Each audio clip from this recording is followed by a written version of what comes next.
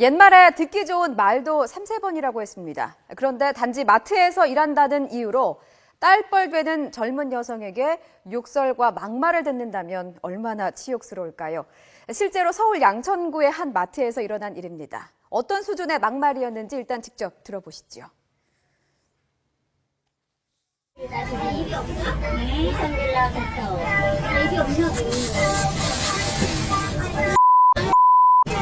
그 6만원이 그럼 그 6천원이야? 어? 아니 근데 그걸 계산을 못해 지금. 이 20대 여성이 이렇게 화를 낸 이유가요. 자신이 물건값으로 낸 지폐를 직원이 일일이 세서 확인을 했기 때문이랍니다. 또 10만 원어치 물건을 골라놓고는 지금 6만 원밖에 없으니까 집으로 배송을 해주면 그때 차액을 지불하겠다고도 했답니다. 그런데도 직원과 점장은 경찰에 신고는커녕 고개 숙여 사과했습니다.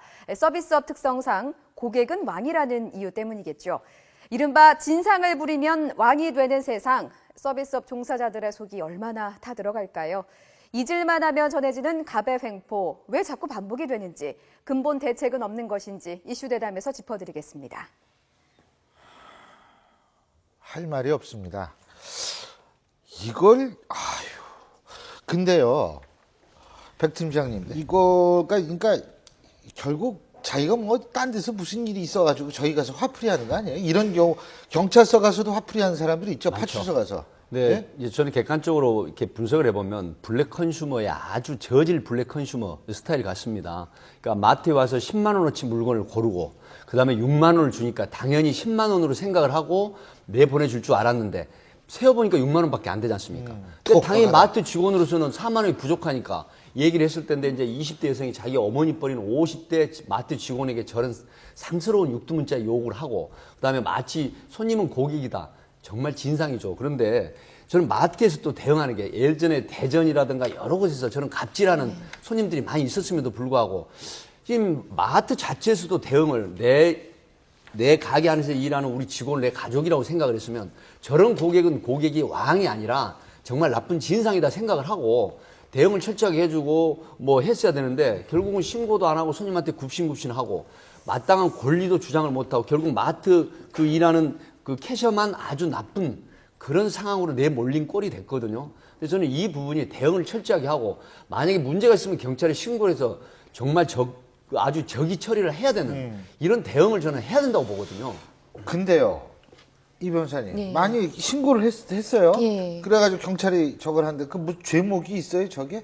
있을 수 있죠. 모욕죄 같은 게 될 수도 모욕죄. 있고요. 근데 그거는 친고죄니까 또 문제가 돼 있는데 예. 기본적으로 저는 그런 의문이 있었거든요. 그렇다면 이게 이제 대형 마트 아니겠습니까? 예. 그럼 본사에서 매뉴얼이 있을 겁니다. 이런 손님들이 이제 늘어나고 있기 때문에 이런 손님들에 대해서는 어떻게 대처해야 된다는 매뉴얼이 있다고 하는데 확인을 해보니까 그런 경우에 뭐 폭행을 하거나 이러면 이제 형사 고소를 하고 그렇게 매뉴얼이 정해져 있다고 합니다. 왜냐하면 지금 나오고 예, 있어요. 예, 예. 고객이 직원을 폭행하면 형사 고소를 원칙으로 하고 뭐 요청이 있으면 노사위 구성해서 협의한다 이렇게 있는데 실제로 이게 잘 안 이루어지는 게요. 저렇게 잘 안 이루어지는 게 저 손님들이 지역 손님들이실 가능성이 크잖아요. 그 마트 근처에 사시는 분들이니까 이렇게 대처를 하고 나면 다른 분들께 입소문이 잘못 나서 오히려 경쟁자가 많으니까 손해가 있을까 봐 실제로 대처를 저렇게 엄격하게 매뉴얼대로 못한다고 하는데요. 우리나라에서 지금 4월 임시국회에서 서비스 산업 발전법 이런 거 통과시킨다고 하는데 이와 관련해서 이제 소비자는 소비자 보호원 이런 데 신고하면 되지 않습니까? 이처럼 우리도 서비스 산업을 발전시키려면 서비스업에 종사하는 감정 노동자들을 보호하는 매뉴얼을 그 관계 부처에서 만들어서 이걸 지키라. 이렇게 하면 뭐 그 형사 고소하고 손님에 대해서는 친절해야 되지만 손님이 도를 넘는 경우에는 그 서비스 업종 종사자들을 보호하는 대책도 정부도 생각을 할 때가 되지 않았나라고 생각을 합니다. 왜냐하면 그 업종 종사자들이 행복해야 다른 손님들이 또 좋은 서비스를 받지 않겠습니까? 이런 사람들 때문에 다른 손님이 좋은 서비스를 받을 기회가 줄어들 수도 있으니까요. 그런 대책도 필요할 것 같습니다. 일단은 뭐 잘못 대응하게 되면 직장을 또 잃어야 되고 계약직이고 그러니까 이제 좀 의릴 수밖에 없는데 그럴 때는 이제 2차 그 매니저라든가 점장이라든가 이제 대응하는 걸 좀 친절하면서도 엄격하게 해줘야 되는 거거든요. 저런 사람들이 왜 저런 데 와서 그러냐면 뭐 여러 가지 원인이 있겠지만은 일단 다른 데서의 어떤 컴플렉스나 자기의 충족되지 못한 나르시시즘을 저런 걸 함으로써 좀 뭔가 보상받으려고 하는 그런 잘못된 병적인 것도 있고, 또 하나가 좀 자기는 대응 뭐죠 존중을 못 받으니까 이걸 통해서라도 뭔가 해소하려고 하는, 결국은 뭐냐면 찌질이 못난 궁상들이 자기보다 더 약하다고 생각하는 사람들에게 이것을 오히려 분풀이를 하는 듯한 거기 때문에 저는 형사 고소를 해야 된다라고 보고, 저런 손님들은 안 받아도 좋게끔 해줘야 되는데 저런 사람들은 또 갈 데가 없으니까 또 올 수밖에 없어요. 그래서 저런 경우에는 저렇게 했더라도 팀장이 아까 우리가 뭐 데스크에 와서 뭐 불만 터뜨리는 사람도 사실 안으로 들어오세요. 차 한 잔 드시면서 이야기하세요. 좀 누그러지기도 하고. 그러나 이렇게 할 경우에는 우리도 법적으로 대응할 수밖에 없습니다라고 냉정하게 얘기를 해줘야 되고, 그럴 경우에는 진짜 법적으로 조치를 해야 되겠죠. 그런데 저게 매뉴얼이 있다고 해서 제대로 되지 않을 겁니다. 이게 법으로 정한다고 제대로 되지 않을 거고요. 제가 얼마 전에 한번 페이스북에 올랐던 동영상을 한번 본 적이 있는데, 거기는 이제 그런 게 있더라고요. 어디 고깃집인데 고기를 알바생이 와서 구워주는 거예요. 근데 고기가 좀 탔거든요. 그랬더니 네가 고기 다 태웠다고 하면서 고기를 갖다가 알바생한테다 던지는 거예요. 근데 계속 거기서 행패를 부리는 거예요. 근데 사실 경찰이 왔잖아요. 예. 근데 사실 이게 법적으로 한다 하더라도 이게 뭐 모욕죄 정도밖에, 또 경우에 따라 업무방해 될 수 있죠. 그런데 처벌의 수위도 굉장히 낮고, 그리고 이제 일반적으로 보면 뭐 최 박사님 말씀하셨지만 이건 정신적인 문제가 좀 굉장히 크지 않나 싶어요. 그래서 그 정신적인 문제를 거기서 치료할 수도 없고 상담할 수도 그렇죠. 없고. 그래 어떻게 보면 저는 공권력이 개입을 해주지 않으면, 잘못하면은 저는 어떤 경우까지 봤냐면, 그렇게 하면서 그 고객과 손님과 그 일하는 종업원이 갈등을 일으키다 보니까 종업원이 화가 나니까 여자들끼리인데 얼굴에다 컵을 던져가지고 손님이 하도 진상을 피니까, 그러기 때문에 공권력이 개입해서 업무방해든 뭐 모욕죄든 끌고 가주는 게. 그렇죠. 일종의 법이 사각지대인데 원칙적으로 공권력을 요청해서 원칙적으로 처리하는 게 제일 좋은 방법으로 보여요. 예, 그때 경찰 오면 사람들이 좀 움찔하잖아요. 네, 그래도 사실 아무래도. 그렇습니다. 위축이 되고요. 또 저런 그 진상 손님일수록 경찰이 오면 의외로 약한 사람한테 강한데 경찰이나 수사기관이 오면 또 굉장히 위축되는 그런 형태가 되게 많거든요. 근데 뭐 최 박사님이나 우리 그 김광삼 변호사님 말씀대로 경찰에서 초동 조치를 하는 게 가장 문제가 없다. 그리고 제가 한 가지 부연해서 말씀을 드리면, 이 마트라든가 판매 쪽에서 서로 담합을 해서 진상 손님에 대해서는 어떤 자체적인 기본 매뉴얼보다는 똑같이 진상 손님은 경찰에 신고를 해서 조치하는 걸로 해두면 아마 경쟁하는 차원에서 전혀 문제가 없을 거라는 판단이 섭니다. 근데 이제 업계 차원에서 그걸 마련하기가 예. 좀 쉽지 않으니까 정부나 관계 부처에서 이 기준을 제시를 하면 그분들이 이렇게 만들기가 쉬워지겠죠. 예. 알겠습니다. 이런 얘기 있습니다. 무슨 얘기가 있냐면, 속설인데 월급을 왜 받는지 아느냐, 왜 주는지 아느냐. 물론 일 열심히 했다고 주는 의미도 있지만 사람이랑 부대끼느라고 수고했다고 주는 의미도 있다고 합니다. 오늘 바로 얼마 전에 이런 일을 당하신 우리 그 마트에서 일하시는 분, 그저 이런 소리 듣고 좀 위안을 삼으시길 바라겠습니다. 다음 주제 넘어가 보겠습니다.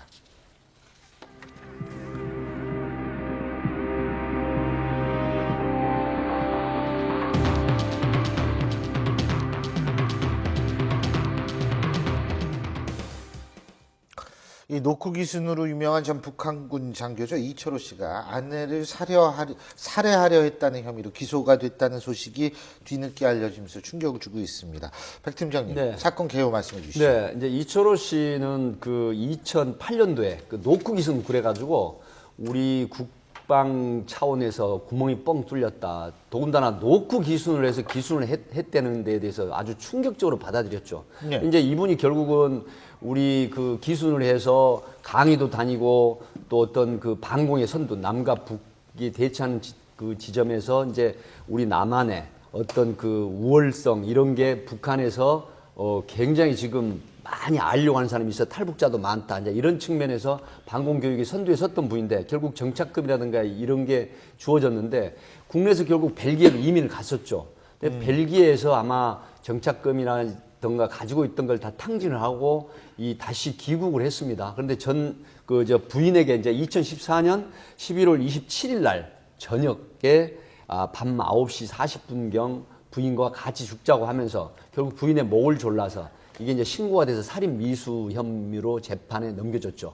그래서 결국은 구속이 돼서 재판에 넘겨졌는데 이게 지금 알려져 가지고 상당히 지금 충격을 또 한 번 더 주고 있는 그런 상황입니다. 이게 결국 이제 적응에 관한 문제인데, 최 박사님, 그죠? 그렇죠. 이 적응을 잘 못해도, 근데 모든 사람이 다 새로운 환경에 잘 적응할 수는 없죠. 근데 중요한 건 적응을 못했다 하더라도 이런 극단적인 어떤 행동을 하는 사람과 그냥 안 하는 사람으로 나뉘어지는 거 아니에요? 일단은 뭐 크게 두 부류로 나눠질 수 있는데 요즘 뭐 신학기가 되다 보면 학생들도 지금 한참 부적응자들 등교 거부하고 이제 하는 사람들이 있는데 어른도 마찬가지죠.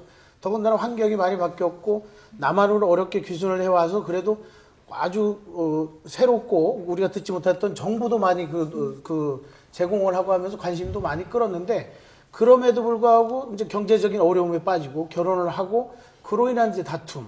그러다 보니까 결국은 아내하고 나는 돈적인 문제이기 때문에 착각을 해가지고 다시 이제 우리를 합칠 수 있다라고 하는 생각을 했는데 그것까지 깨지다 보니까 욕구 좌절에 의한 공격성이 표현되는 거죠. 내가 하고자 하는 바가 달성하지 못했을 때 그로 인한 공격성이 순간적으로 있어서 제가 보기에는 그래도 뭐 의식을 잃을 정도로 다 목을 졸랐다. 그러나 작심했다면 아내를 충분히 죽일 수는 있었을 거기 때문에 좀 참작할 필요가 있고요. 우리가 정착 후에 일어나는 일들, 뭐 하나원에서 교육도 받고 정착금도 일부 주지만 그거 갖고 되는 건 아니거든요. 사실 2만이 넘는 탈북자들, 귀순자들이 있는데 그에 따른 사후 심리적인 아니면 사회 정착적인 것들이 좀 필요하고 우리나라의 원래 우리 대한민국 국민도 문제지만 탈북한 사람들은 2배 이상의 심리 사회적인 에너지가 쓰여지기 마련이기 때문에 조금 더 관심을 가져줄 때가 됐습니다. 지금은 정착금 조금 주고 네 알아서 살아라 할 시대는 끝났죠. 지났죠. 작년 말 기준으로 한 27,500명 정도 된다고 탈북자들이요. 그런데 사실 이 남한과 북한이 엄청난 이 사회 시스템이 틀리지 않습니까? 그래서 자본주의 사회에 와서 정말 적응하기에 정말 힘든 것 같아요. 그래서 저도 탈북자들하고 그전에 얘기를 좀 나눠본 적이 있는데 정말 힘들어하고 이 체질을 잘 모르기 때문에 좀 번 돈도 또 남한에 있는 사람들이 또 사기를 쳐서 그게 뺏어가는 경우가 상당히 많더라고요. 그래서 중요한 것은 이제 어떻게 사회에 적응을 시킬 수 있는 프로그램 같은 것들을 좀 더 좀 적극적으로 만들어야 할 것 같고 또 하나는 우리 남한 사람들이 좀 탈북자들이 굉장히 너그럽게 포용력을 가지는 그런 것도 굉장히 중요하고 또 정부의 또 정책도 굉장히 중요하다고 봅니다. 근데 뭐 이 사람 같은 경우 자살 예고 문자도 보내고 그랬던 모양이더라고요. 예, 그러니까 지금 근데 사실 이게 처음 보낸 건 아니래요. 제가 듣기로는 과거에도 그러니까 방송 활동을 좀 했잖아요. 그러니까 이제 자기가 나가는 방송의 작가, 친한 작가들한테도 죽고 싶다 뭐 이런 문자를 보낸 적은 있는 모양이더라고요. 예, 근데 지금 정착 지원금을 최근에는 한 2천만 원 정도 주고 있거든요. 그리고 보호 기간이 5년인데 그게 지나고 나서 다른 프로그램이 없기 때문에 계속해서 그 건강상 이유나 나이가 많으면 경제적 자립을 못하는 경우도 있고 이분처럼 사회에 적응하기가 어려운 경우도 있는데요. 사실 북한 이탈 주민들이 이제 계속 그 방송 활동 같은 걸 하면서 남북한의 이질감 이런 걸 좀 없애주는 부분이 있어서 통일에 도움이 되거든요. 그런데 저희가 좀 두 분이 말씀하신 것처럼 저희가 주목해야 될 게 세계적인 금융회사의 한국 지사장을 만났더니 어떤 얘기를 하냐면 자유시장 경제 체제에 이제 북한 이탈 주민들이 적응하도록 도와주는 적응 프로그램을 지원할 생각이 있다. 이건 누구한테 돈을 줘서 지원을 하면 되냐 이런 얘기를 하던데 그게 그분이 고민해야 될 게 아니라 우리나라 기업들이 우리가 이 부분을 고민해야 될 때가 온 것 같습니다. 하나원 같은 데서 실제로 이제 교육을 받는 걸 봤다가 영화도 보여주고 그러거든요. 무슨 뭐 우리가 일상적으로 보는 상업 영화를 보여주고 그러는데 그 과정에서 의자도 집어던지고 이런 사람들이 많다는 겁니다. 그러니까 탈북 과정에서의 충격 때문에 외상후 스트레스 어떤 증후군을 보이는 사람도 있고 사실 그런 거를 우리 사회가 좀 보듬어줘야 되는데 그러지 못하지 않았나라는 생각이 들어서 좀 안타깝습니다. 다음 주제 넘어가 보겠습니다.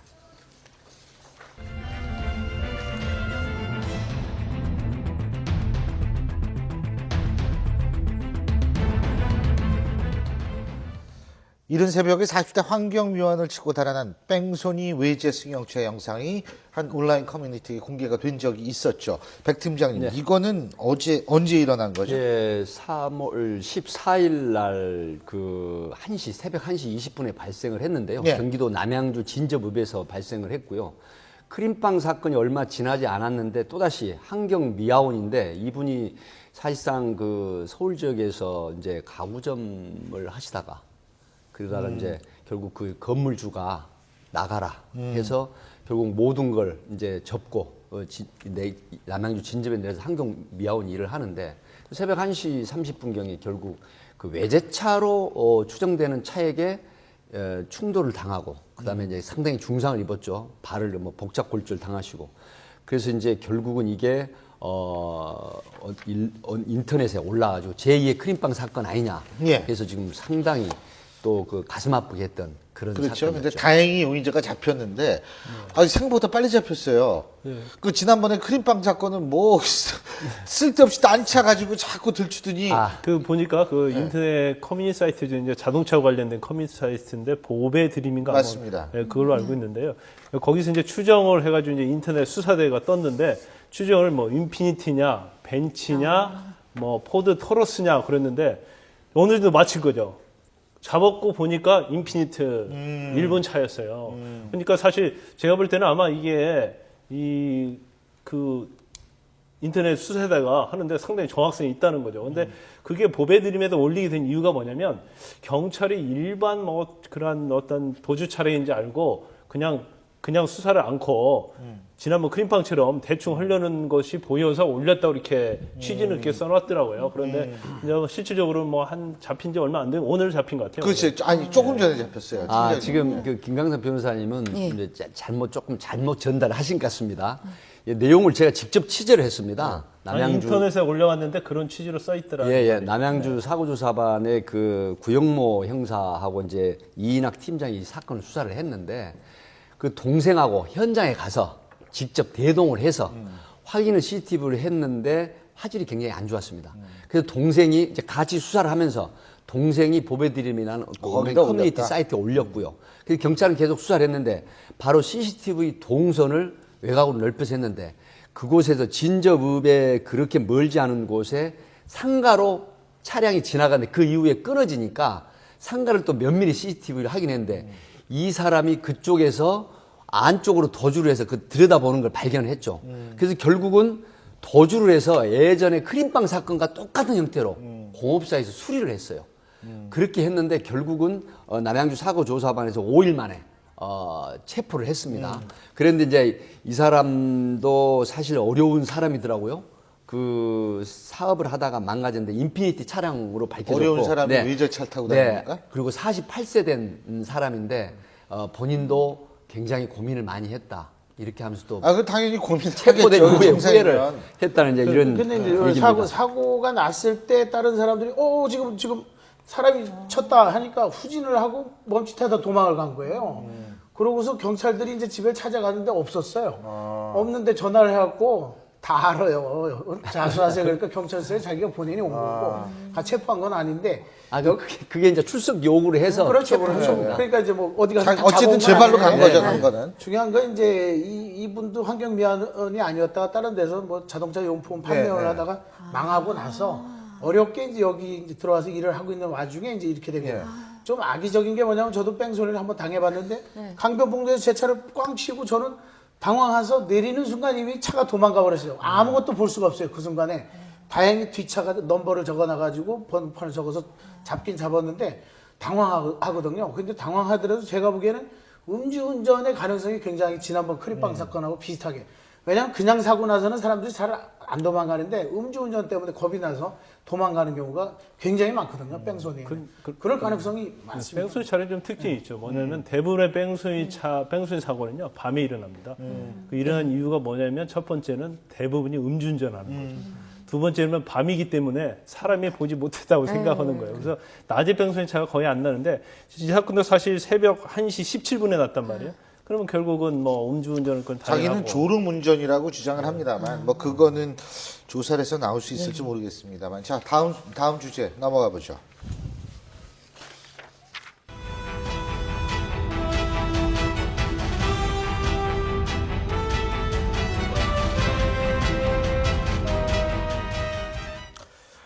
예, SK 최태원그룹 회장의 딸 최민정 소위가 아덴만에 파견된다는 얘기를 하는데 이 변호사님 같은 여성으로 볼 때 어떠세요? 아, 대단하죠. 저는 직접은 모르는데 저 친구들한테 들어보니까 최민정 씨 친구들한테 들어보니까 정말 씩씩하다고 하더라고요. 그리고 새로운 그 재벌 3세상, 뭐 재벌 3, 4세상 상을 보여주는 것 같아서 바람직한 게 그 다른 재벌들은 이제 여성들도 한 3세가 되면 경영에 참여하는 모습을 보이잖아요. 근데 그게 아니라 저렇게 사회 지도층으로서 좀 모범이 되는 이런 모습도 보여줘서 다른 이 최민정 씨보다 좀 더 어린 애들, 어린 재벌 3, 4세 아이들이 여자 아이들이 이 부분에 대해서 롤 모델로 생각하고 여러 가지 경로에 대해서 진로에 대해서 고민을 한다고 합니다. 근데 저는 좀 지나칠지 모르는데 어떤 생각을 했냐면 존 F 케네디 대통령이 태평양 전쟁에 참전할 때 해군 함정의 함정 정장으로 들어갔었거든요. 중위로. 네. 그래서 아마 외할아버지도 그저 장군이잖아요. 대통령이시기 전에. 노무현, 아니, 노태우 전 대통령이죠. 그러니까 그런 것도 생각을 했나. 그러니까 리더십을 이렇게 함량하는 그런 계기가 될 수 있다. 이렇게 생각한 것 같은데 사업에도 재능이 있을 거라고 SK 임원들은 기대도 하고요. 주변 친구들도 이 군대에 계속 남아서 뭐 이런 게 아니라 사업에도 좀 재능이 있지 않을까 기대를 하고 있더라고요. 네. 아덴만이 그 소말리아 해적으로부터 우리 상선 보호하기 위해서 청해부대가 나가 있잖아요. 결국 이제 청해부대 일원으로서 가는 건데 아덴만은 그 수에즈 운하가 있고 어떻게 보면 원유 그 수송선이 굉장히 많이 다니는 곳이라고 해요. 근데 사실 SK가 어떻게 보면 우리나라 최고의 또 정유회사를 갖고 있지 않습니까? 그렇게 보면 물론 나라도 지키고 또 아버지의 회사도 지키고 정성도 지키고 아주 연관성이 굉장히 많은 거죠. 외할아버지를 이어봐서 나라도 지키고 그다음에 이제 아버지 회사도 지키고. 아니 아버지는 또 저기 어디 가 계시다가 어디 가 계시다가. 위로도 되는데 네. 제가 지난주에 해군본부 강의를 갔다 왔어요. 네, 네. 해군대에 해군 뭐 해체론까지 나오는 것에 대해서 처절하게들 반성하고 있고 참모총장도 우리 장교들이 잘못했고 이번에 직전에 또 통영화 비리로 지금 또 전 해군 참모총장이 해군에서는 뭐 제대하면 이쪽으로 가든지 이쪽으로 가든지가 지금 굉장히 위기인데 이런 데 있어서 별 사정이 없는 한 간다는 것은 원칙대로 운영한다는 거고 이제 해군도 좀 정신 차리겠다는 거고 해군 참모총장이 저기 그 예하 이제 그 부하들에게 정말 미안하다. 그리고 이런 신임 장교들에게 너무 미안하다. 우리 너무 장군들이 너무 제독들이 잘못해가지고 이렇게 한 것에 대해서 반성하고. 근데 제가 보기에는 이것은 뭐 어디 노블리스 오블리주 이런 차원이 아니라 당연히 가야 되는 거고. 그리고 저기 입대를 했고 하관 후보생 임관을 했으면 나라에 이제 뭐 그 아니면 본부에 따라서 이제 가는 거니까 이게 이제 그래도 뉴스가 되긴 하는데. 이게 또 사회적으로 긍정적인 영향을 미칠 수는 있겠죠. 그렇죠. 대기업 3세든 4세든 이제 군대를 가야 되고 여자는 군대 안 가도 되는데 자기 스스로 간 거 아닙니까? 그렇죠. 예. 이 최민정 소위 그 영내 생활을 그 개인적으로 취재했던 분의 얘기를 제가 들었거든요. 근데 이제 그 축구를 또 동기생들하고 한다고 합니다. 근데 이제 물론 여군이기 때문에 유리한 그 룰을 좀 줘가지고 하는데 매번 한 골 이상씩 그 골을 넣는다고 해요. 네, 그리고 그다음에 이제 그 영내에서 활동을 할 때는 이제 본인이 그 재벌의 어떤 그런 그 피가 흐르기 때문에 그런지 모르지만 별로 말은 안 한다고 합니다. 근데 경기라든가 훈련을 받을 때는 굉장히 리더십을 발휘하면서 그 동기생들을 따뜻거려주고 또 여군이 뭐 한 30여 명 있다고 합니다. 그런데 아주 그 리더 역할을 하면서 이렇게 그 언니가 동생 다루듯이 하는 이런 형태를 또 보인다고 해요. 그래서 그런 측면을 전해 듣고 역시 그 할아버지 피가 흐르고 있구나 하는 느낌을 받았습니다. 제가 한 가지 바람이 있다면 뭐냐면 이렇게 칭찬을 받고 있지 않습니까? 칭찬을 받고 있는 상태에서 본인이 진짜로 자신을 누르고 있는 모든 기득권이라든지 이미지를 완전히 벗어버린다면 제가 볼 때는 더 큰 아주 대한민국에서 훌륭한 젊은이라는 칭찬을 더욱더 들을 수 있지 않을까라는 조언을 주고 싶습니다. 오늘 네 분 말씀 여기까지 듣겠습니다. 고맙습니다.